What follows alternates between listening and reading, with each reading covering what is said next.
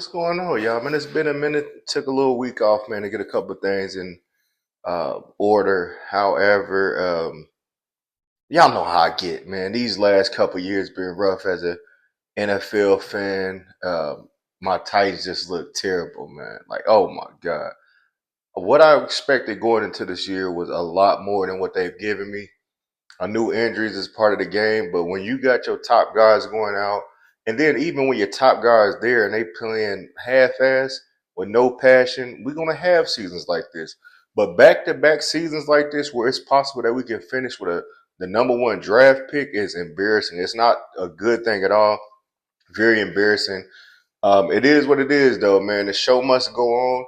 I haven't gave an update or gave predictions for the last 2 weeks, so I wanted to get back in here and keep it real and honest about my team and how the rest of the league has been playing so far. So, without any further ado, I want to get into week 9. This is trade deadline. I haven't seen any big trades out there yet as of recently. I know Mechee from the Eagles got traded to, where did he go? He got traded to, it was somebody for a cornerback. I'm drawing a blank right now. And, also, I know the Titans. We've um, Brownlee got traded to the Jets, and then we just turned around and traded McCreary to the Rams.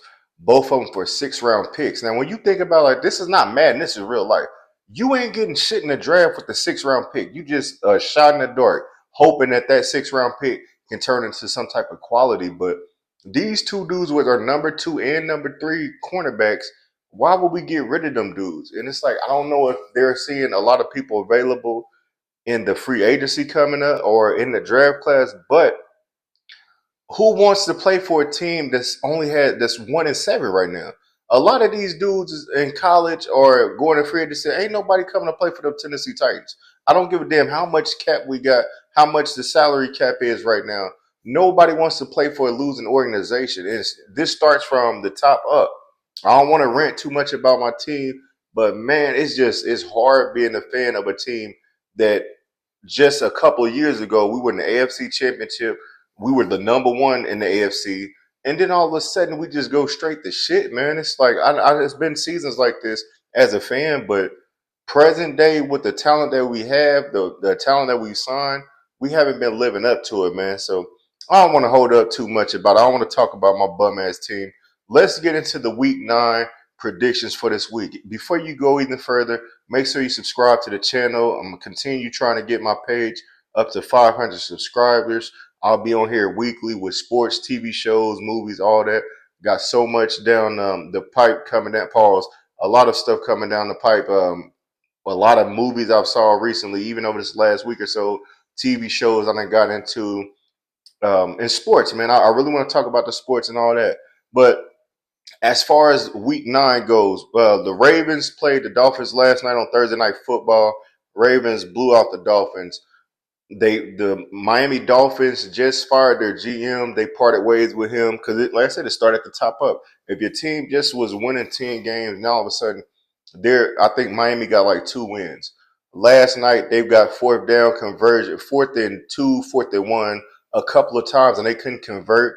They couldn't kick the field. They didn't go for the field goal or nothing. Like I said, they had 2 field goals, but outside of that, they had a chance to actually compete with Baltimore because Baltimore defense, even though they put up 28 points, that was all the offense. Lamar threw for 4 touchdowns. So welcome back to the league, Lamar. After these last couple of games, he's been off. Lamar, the Ravens have looked like stir fry shit on both sides of the field. Lamar came back. The offense looks on point, but that defense, man, with the players that they got, they should be ashamed of themselves. Roquan Smith should be leading this team like a Ray Lewis. Defensive line should be putting pressure. The old school way, put some pressure on these guys, but they're not really doing it, man. Um, the Ravens pull off the win on the road. Baltimore actually still has a chance to win the division. I think Pittsburgh is they're trending backwards. They're starting to see that Aaron Rodgers is 41 years old. The defense is a little suspect all years. All you got to do is double TJ Watt. If he can't put no pressure on him, nobody else is generating pressure on that D line. Ramsey has been getting cooked. He can't go deep with him because he too touchy feely, putting his hands on folks, drawing the pass interference or holding. So it's a lot going on over there. But anyways, Baltimore pulled it off.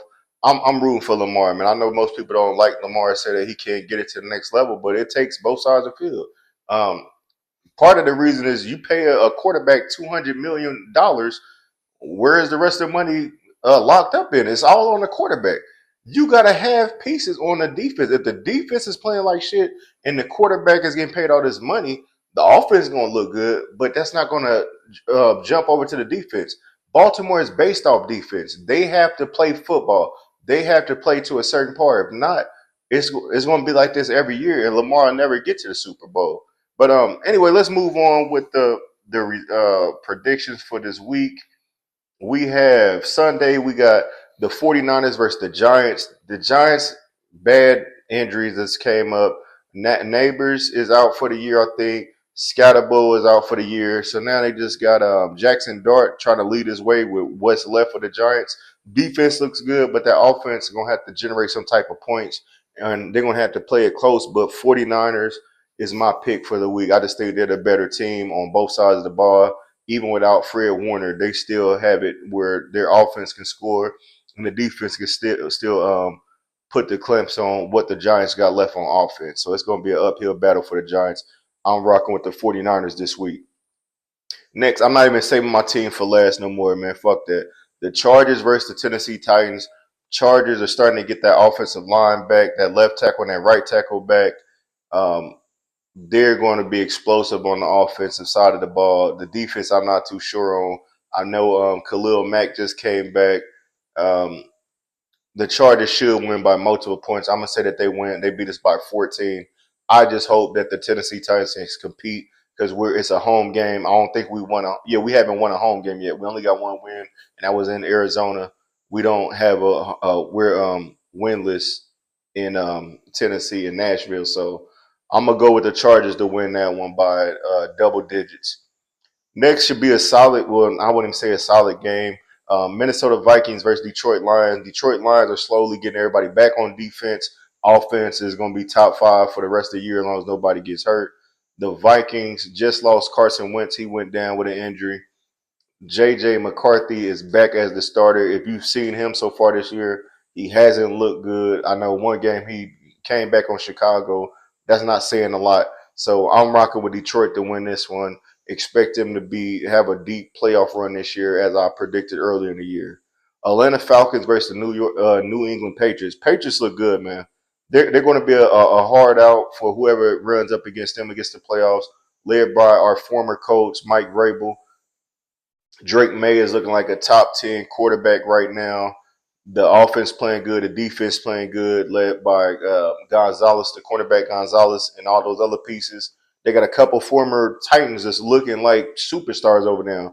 Couldn't do the shit with us no more, but they go to another team because, of course, they ball out. Anyways, I got the Patriots for this one. I think the Patriots beat the Falcons. Michael Penix Jr. was injured last week. I think they put in Kirk Cousins. I'm not sure on the update on who's going to be starting this week, but Atlanta is starting to slowly simmer down and go back to their Atlanta ways. I'm going to rock with the Patriots to stay hot. Next game is a really a toss up for me. I know the Colts are playing outstanding football. They're the number one team in the AFC. They look good on both sides of the field. I think this is a must win for Pittsburgh, however. If they lose this game, this is when Baltimore is going to start taking back the division, and Pittsburgh is slowly going to end up at the bottom of the division or third or fourth place. And I said it's going to be a tough way for Aaron Rodgers to go out as a loser. This might be the first season that Mike Tomlin finishes under 500, and this could possibly cost him a job because a lot of people have been saying that, hey, you're winning. We're going 500 yards. I mean, staying above 500, we're making it to the playoffs. But outside of since Ben Roethlisberger, Pittsburgh hasn't done anything. So this is a toss up. As much as I don't like the Colts, I don't like the Steelers either, but I'm gonna rock with the Steelers just because they're at home and this is a must-win game. So I'm gonna go with Pittsburgh Steelers to pull off the upset. Hopefully, somebody DK Metcalf comes out with a chip on the shoulder and start balling up because this is his team. This is what they're going to be looking for on offense. he needs to play better. He needed to hold on to the ball. That bullshit he did last week cost me about $500 with him catching that last pass, which I needed 4 passes from him. He caught the ball, got hit stick, and old dude snatched the ball in his hand, and they ruled it an interception. So that was a big blow for me. Bounce back, Metcalf. I'm betting on your ass this week. Next, we got Denver Broncos versus the Houston Texans. Denver is going to be without Patrick Surtain for at least 2 to 3 games right now. He's just came up with an injury. Houston has been looking good. They're starting to look back to their winning ways.